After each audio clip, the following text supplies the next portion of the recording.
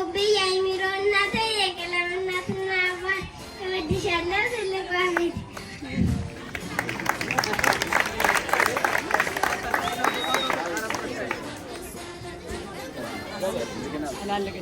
በቅድመ አንደኛ ደረጃ እስከ አንደኛ ደረጃ ትምህርት ባንቺ ፍሬ እውቀትን አግኝቼ ጓደኞቼን አፍርቼ የኖርኩብኝ የምወድሽ በተለዘላለም ኑሪ እስከ ዕለተ ሞት ስላለም ኑሪ እስከ ዕለተ ሞት ስላዳመጣችሁኝ አመሰግናለሁ።